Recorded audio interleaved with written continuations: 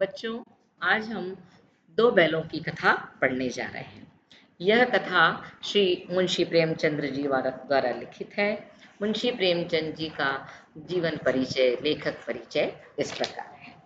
प्रेमचंद जी का जन्म सन 1980 में बनारस के लम्ही गांव में हुआ था। उनका मूल नाम धनपत राय था। प्रेमचंद का बचपन अभावों में बीता और शिक्षा बीए तक ही हो पाई। उन्होंने शिक्षा विभाग में नौकरी की, परंतु असहयोग आंदोलन में सक्रिय भाग लेने के लिए सरकारी नौकरी से त्याग पत्र दे दिया और लेखन कार्य के प्रति पूरी तरह समर्पित हो गए। सन 1936 में इस महान कथाकार का अंत हो गया। आपकी प्रमुख रचनाएं। प्रेमचंद जी की कहानियां मानसरोवर के 8 भागों में संकलित है। सेवा सदन, प्रेमाश्रय, रंगभूमि, कायाकल्प, निर्मला, गबन, कर्मभूमि, योगदान उनके प्रमुख उपन्यास हैं। उन्होंने हंस, जागरण, माधुरी आदि पत्रिकाओं का भी संपादन किया। कथा साहित्य के अतिरिक्त प्रेमचंद ने निबंध एवं अन्य प्रकार का गद्य लेखन भी प्रचुर मात्रा में किया। प्रेमचंद जी साहित्य को सामाजिक परिवर्तन का सशक्त माध्यम मानते थे। आपके परिचय के प्रमुख भाव भाषा भी इस प्रकार है। उन्होंने जिस गांव और शहर के परिवेश को देखा और जिया, उसकी अभिव्यक्ति उनकी कथा साहित्य में मिलती है।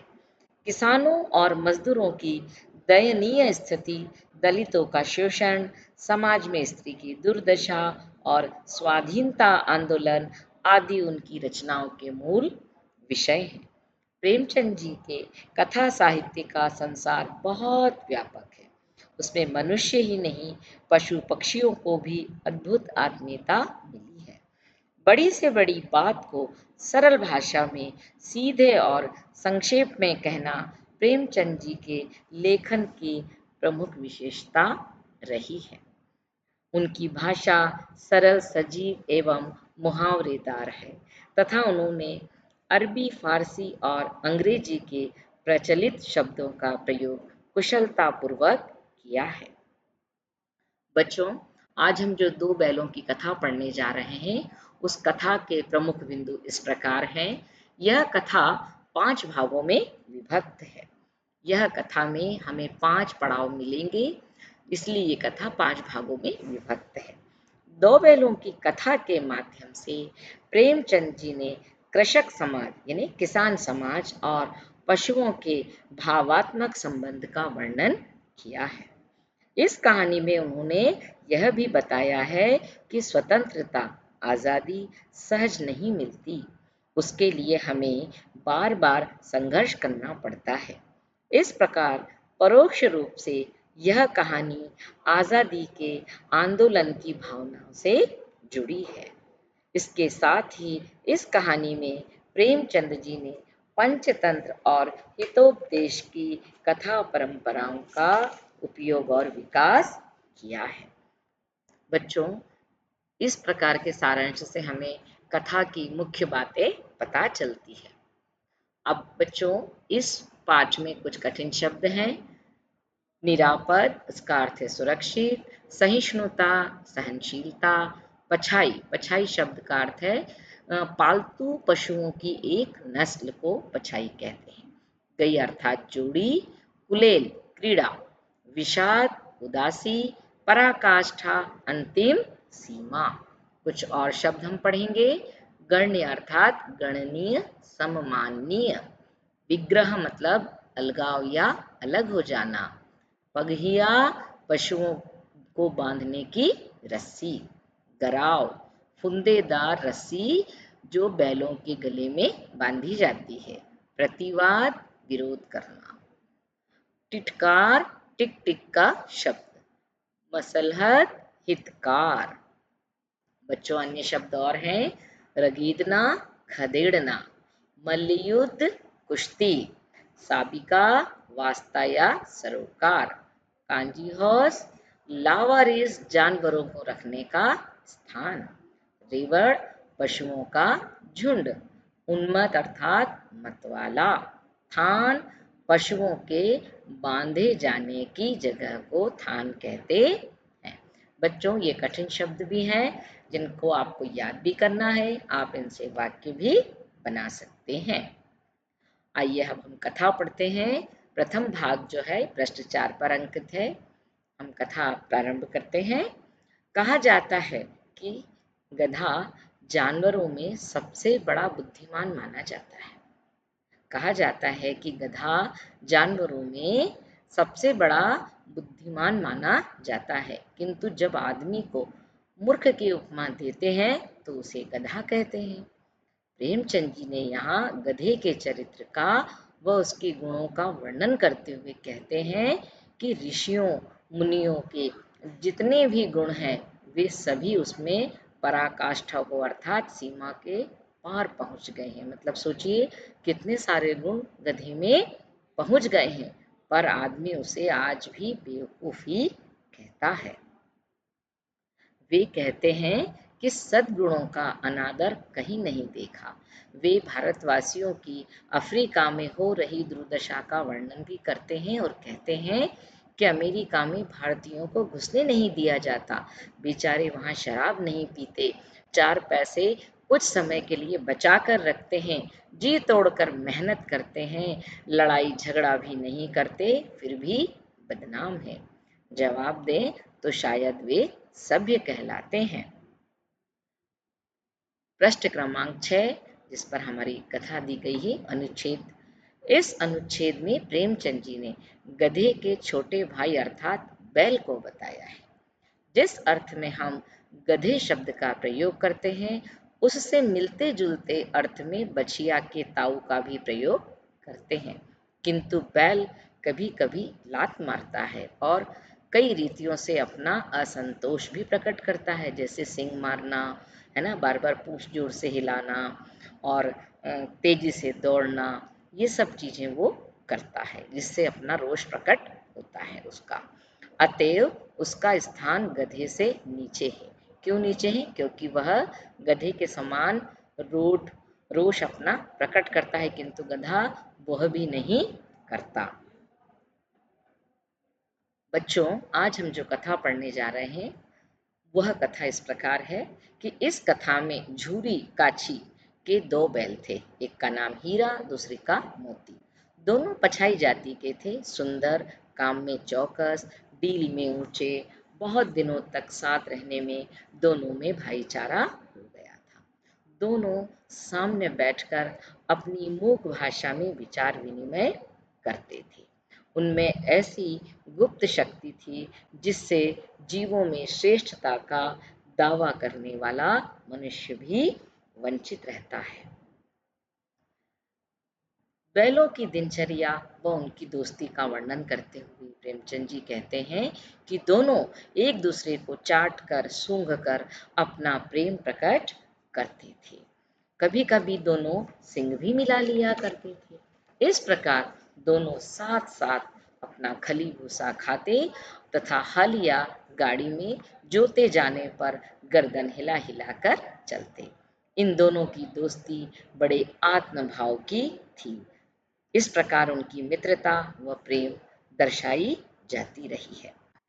बच्चों, कुछ स्मरणीय बिंदु इस प्रकार हैं जिसमें हमें प्रश्न के माध्यम से करना है कि जानवरों में सबसे बुद्धिमान किसे समझा जाता है? गधे को। आदमी गधे को क्या कहता है? आदमी गधे को मूर्ख कहता है। दक्षिण अफ्रीका में भारतवासियों के साथ कैसा व्यवहार होता था? उनके साथ बहुत ही खराब व्यवहार हुआ करता था। उन्हें अमेरिका में घुसने भी नहीं दिया जाता था। प्रेमचंद जी ने गधे का छोटा भाई किसे कहा है? उत्तर है बैल को। कई रीतियों में अपना असंतोष कौन प्रकट करता है? बैल। झूरी के दोनों बैलों के नाम क्या थे? हीरा और मोती। वे किस भाषा में विचार विनिमय किया करते थे? वे मूक भाषा में विचार विनिमय किया करते थे। उनकी दिनचर्या किस प्रकार की थी? वे दोनों खली भूसा साथ में खाते थे और तथा हल या गाड़ी में जोते जाने पर गर्दन हिला हिला कर चलते। दोनों की दोस्ती बड़े आत्मभाव की थी। संयोग की बात है, झूरी ने गोई बैलों की जोड़ी को अपने ससुराल भेज दिया। बैलों ने क्या समझा कि मालिक ने उन्हें बेच दिया है। वे मन ही मन झूरी को कोसते जाते हैं और कहते हैं कि हमने तो मालिक की सेवा में कोई कसर नहीं छोड़ी, फिर तुमने हमें इस जालिम के हाथ क्यों बेच दिया। किंतु बैल रात को रस्सी तोड़ाकर वापस झूरी के पास पहुंच जाते हैं। बच्चों देखो, यहाँ पर दोनों बैलों को शंका हो रही है कि मालिक ने उन्हें बेच दिया, और वे मन ही मन अपने ही अंतर्मन में मालिक को कोसते रहे और रात होते ही रस्सी तोड़ाकर वापस झूरी के पास पहुंच जाते हैं। जब वे गांव में पहुंचते हैं तो झूरी के तथा गांव के लोग सभी ताली बजाकर उनका स्वागत करते हैं। झूरी भी उन्हें खुशी से आत्मीयता से गले लगा लेता है, परंतु झूरी की स्त्री उन्हें देखकर जल जाती है। कहती है, कैसे नमक हराम बैल है, एक दिन भी वहां काम नहीं किया। झूरी प्रतिरोध करता है, कहता है कि वहां इन्हें जरूर कुछ परेशानी हुई होगी, किंतु मालकिन यह बात मानने को तैयार नहीं रहती और गुस्से में मालकिन उन्हें खली भी नहीं डालती है। दूसरे दिन झूरी का साला फिर आता है। वह बैलों को ले जाता है, परंतु इस बार वे बैल अपने गाड़ी में जोत दिए जाते हैं और साथ में जाता है। मोती जो बैल है, खाई में गाड़ी गिराना चाहता था, क्योंकि उसे वहां जाना पसंद नहीं था, किंतु हीरा उसको गाड़ी को संभाल लेता है। हीरा सहनशील तथा रात्रि में भूसा खाने को उनको दिया जाता था। दूसरे दिन उन्होंने बहुत मार खाई, पर कोई उन्होंने हल नहीं निकला तथा वे आपस में भी बातचीत करते रहे। बच्चों, यहाँ पर देखो कि बैलों को जब दोबारा लेके जाया जाता है तो वो बहुत दुखी होते हैं, और एक जो मोती है उसे तो बहुत गुस्सा आता है। वो सोचता है मैं इसको गाड़ी को खाई में गिरा दूं ताकि हमको वहां जाना ना पड़े, परंतु हीरा उसे बहुत सहनशील है, वह गाड़ी को संभाल लेता है। गुस्से में जो कि झुरी का साला है, वो उन्हें खाने के लिए ऐसे ही थोड़ा सा सूखा भूसा दे देता है जिसमें कोई चिकनाई नहीं रहती, और साथ में उन्हें मारता भी है, और दोनों मार भी खाते हैं, परंतु कोई हल नहीं निकलता। वे आपस में बातचीत करते रहते हैं। अब देखिए, वो एक संवाद दोनों का। हीरा अपनी मुख भाषा में कहता है, भागना व्यर्थ है। मोती ने उत्तर दिया, तुम्हारी तो इसने जान ही ले ली थी, अब की बार और अधिक मार पड़ेगी। पढ़ने दो, बैल का जन्म लिया है तो मार से हम कहाँ तक बचेंगे। गया दो आदमियों के साथ दौड़ा आ रहा है। दोनों आदमियों के हाथों में लाठियां हैं। बच्चों, दोनों लाठी देखकर बहुत ही डर जाते हैं। हीरा ने समझाया, नहीं भाई, खड़े हो जाओ, मुझे मारेगा तो मैं भी एक दो को गिरा ही दूंगा। नहीं नहीं नहीं, हमारी जाति का यह धर्म नहीं है। किसने कहा? मोती दिल में ऐंठ कर रह गया।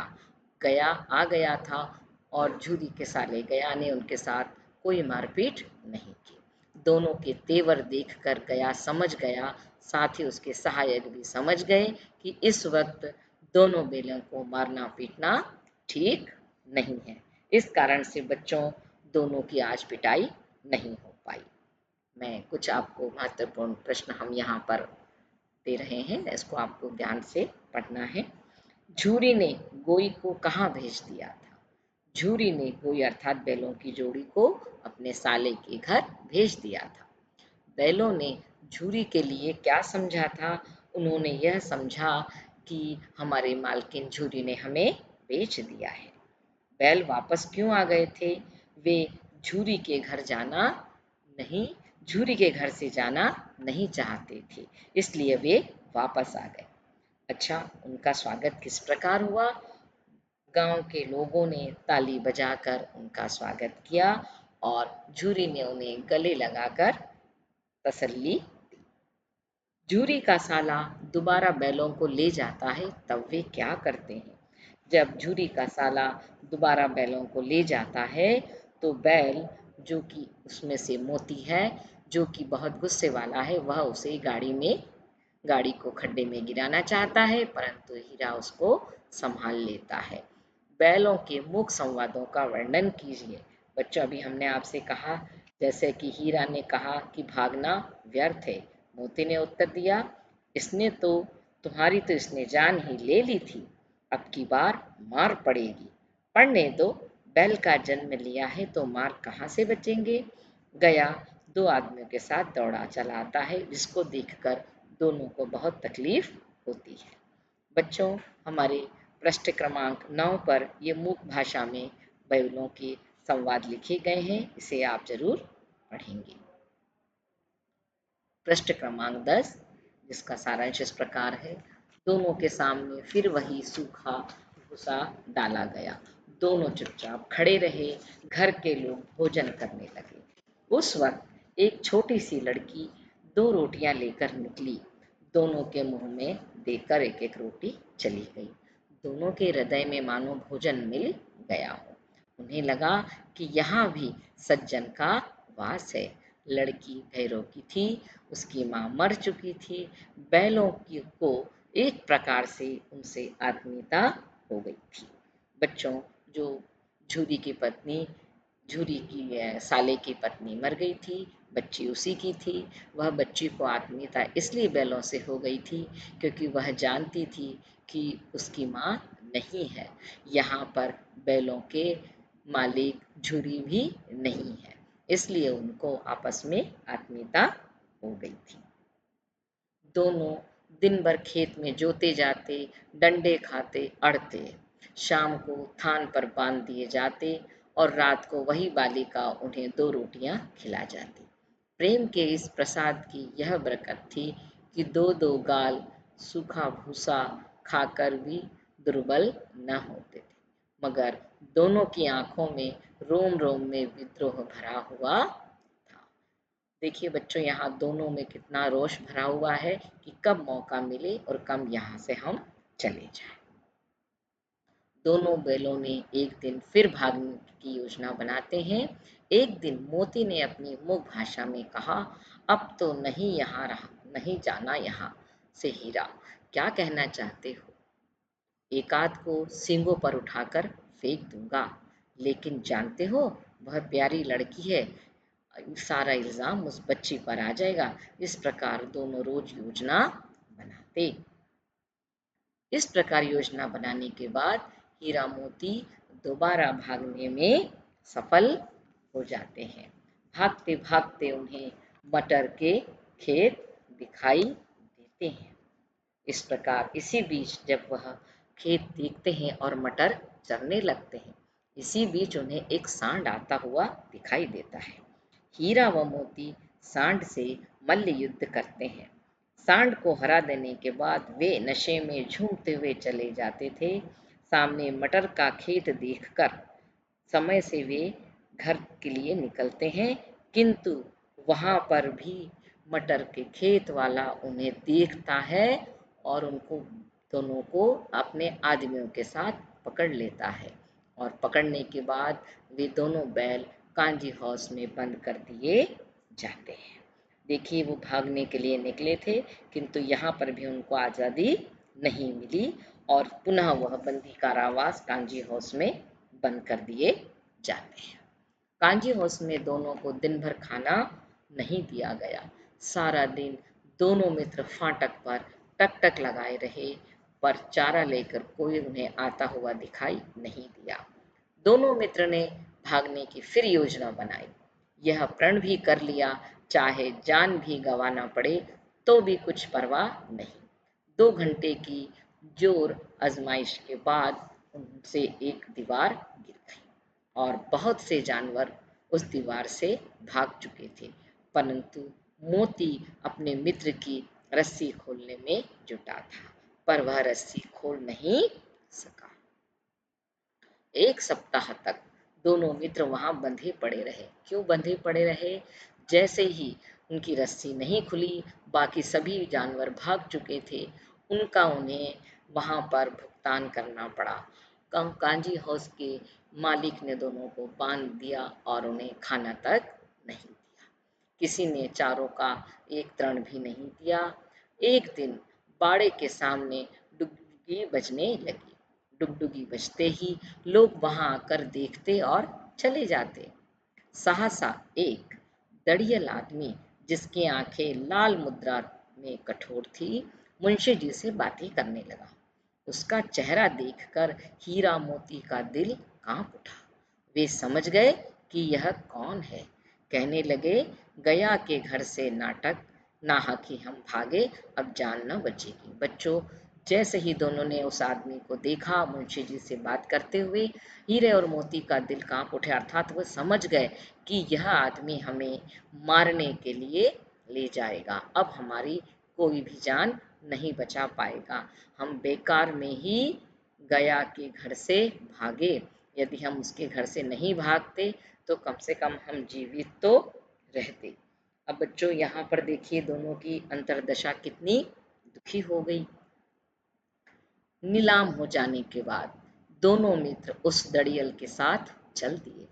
रास्ते में दूसरे जानवरों को खुश देखकर दोनों मन ही मन दुखी हो रहे थे। अचानक सहसा दोनों को ऐसा मालूम हुआ कि यह रास्ता तो हमारा परिचित है। हाँ, इसी राह से तो हम गया उन्हें अपने घर ले गया था। वही खेत, वही कुआं, वही गांव, वही बाग उन्हें चलते चलते मिलने लगे। उनकी चाल और तेज हो गई, उनकी सारी दुर्बलता गायब हो गई। आह! यह लो अपना ही घर आ गया। इसी कुएं पर हम पूर चलाने आया करते थे। यह तो वही कुआं है। दोनों मित्र उन्मत्त होकर बछड़ों की भांति कुचाले भरते हुए घर की ओर तेजी से दौड़े। वह हमारा थान है। दोनों दौड़कर थान पर आकर खड़े हो गए। दड़ियल भी पीछे पीछे दौड़ा चला आता था। झूरी द्वार पर बैठा धूप खा रहा था। बैलों को देखते ही वह दौड़ा और उन्हें बारी बारी से गले लगाने लगा। मित्र की आंखों से आनंद के आंसू बहने लगे। एक झूरी का हाथ चाट रहा था। दड़ियल ने कहा, ये बैल मेरे हैं, मैंने इन्हें नीलामी में खरीदे हैं। झूरी ने कहा, ये मेरे घर पर खड़े हैं, ये मेरे बैल हैं। दड़ियल जबरदस्ती करने लगा। तभी मोती ने उसका पीछा किया। दड़ियल को दोनों मित्रों ने गांव के बाहर तक खदेड़ दिया। खदेड़ दिया मने भगा दिया। जरा ही देर में नालों में खली, भूसा, चौकोर और दाना भर दिया गया और दोनों मित्र प्रेम से खाने लगे। सारे गांव में उत्साह सा मालूम होता था। उसी समय मालकिन झूरी की पत्नी ने आकर दोनों के माथे चूम लिए। बच्चों, ये कुछ महत्वपूर्ण प्रश्न है आपके समक्ष। दोनों मित्रों का मल्ल युद्ध किसके साथ होता है? दोनों मित्रों का मल्ल युद्ध सांड के साथ होता है। कांजी हाउस में दोनों को कितने दिन बांधे रखा गया? कांजी हाउस में दोनों को 1 सप्ताह तक बांधे रखा गया। नीलाम होने के बाद दोनों मित्र कहाँ चल दिए? नीलाम होने के बाद दोनों मित्र दड़ियल के घर चल दिए। दुर्बलता होने के बाद भी तेज तेज क्यों चल रहे थे? वे दोनों इतने दुर्बल हो गए थे, उसकी बात तेज तेज इसलिए चल रहे थे क्योंकि वे जान चुके थे कि यह रास्ता सीधे हमारे घर जाता है, अर्थात झूरी के घर जाता है। उन्होंने सोचा, हम तेज तेज चलेंगे, दौड़कर अपने घर पहुंच जाएंगे और इस दड़ियल से हमारा पीछा छूट जाएगा। दड़ियल से उनका पीछा कैसे छूटा? दड़ियल से उनका पीछा झूरी ने के द्वारा छूटा। साथ ही जैसे ही वो झूरी के पास जाते हैं, झूरी कहता है दड़ियल से कि ये बैल मेरे हैं। दड़ियल कहता है कि मैंने इन बैलों को पैसे में खरीदा है, किंतु वह मानने को तैयार नहीं होता है। झूरी और दड़ियल की बहस जैसे ही होती है, हीरा और मोती दोनों को गुस्सा आता है और वे दड़ियल को गांव के बाहर तक पीछा करके छोड़ के आते हैं। बच्चों, ये आपके समक्ष प्रोजेक्ट कार्य है। सबसे पहले आपको यह जो कहानी पूरे 5 भागों में है, इसके सभी भागों का सारांश आपको अपने सरल शब्दों में लिखना है। सरल शब्दों में लिखने से आपको कहानी पूरी तरह से समझ में आ गई होगी और आप जब इसको लिखेंगे तो प्रश्नोत्तरों को भी बहुत ही अच्छी तरह से हल कर पाएंगे। दूसरा प्रोजेक्ट कार्य आपका यह है कि पशु पक्षियों से संबंधित अन्य रचनाएं ढूंढकर आपको पढ़ना है तथा और अपने कक्षा साथियों, परिवार व शिक्षक से भी चर्चा करनी है। सामान्य तौर पर हम दूरदर्शन पर या हमारी पाठ्य पुस्तकों में या हमारे साथ जो आगे पीछे वाले जो क्लासेस रहती हैं उनमें भी पशु पक्षियों से संबंधित बहुत सारी रचनाएं हैं। आपको उनको ढूँढना है, लिखना है, साथ ही चर्चा भी करना है, चित्र भी आप उसमें बना सकते हैं, है ना? और प्रश्न हमारा प्रोजेक्ट कार्य है 3, मुंशी प्रेमचंद की अन्य कहानियों को भी हम ढूँढकर लिख सकते हैं। प्रोजेक्ट कार्य में जैसे अन्य कहानियाँ ईदगाह है और छोटी-छोटी सी बूढ़ी काकी है, इस प्रकार की कहानियों को भी हमें ढूँढकर मुंशी प्रेमचंद जी की लिखना है और हमें उनकी विशेष तौर पर जो भी उनकी विशेषताएं दी गई है उनको हमें याद करना है। मैंने आपसे पहले भी कहा था कि यह कहानी जो बैलों की कहानी है बच्चों, ये किसान परिवेश की दयनीय स्थिति और का वर्णन भी किया गया है, साथ ही मनुष्य और उनके प्रेमों के बारे में भी बताया गया है। प्रेमचंद जी की कथा में इस कथा में पशुओं के प्रति प्रेम, मानवता के प्रति उदारता आदि सभी मूल्यों का बहुत ही सुंदर ढंग से वर्णन किया गया है। तो बच्चों, यह कहानी आपको कैसी लगी? आप इसको ज़रूर अपने सरल शब्दों में लिखेंगे और यदि आपको इस कहानी में जो भी कठिन बिंदु हैं उनसे आप अपने शिक्षक की सहायता से दूर करेंगे। आज की बच्चों हमारी कक्षा यहीं समाप्त होती है। अगली कक्षा में हम पुनः मिलेंगे। तब तक के लिए धन्यवाद।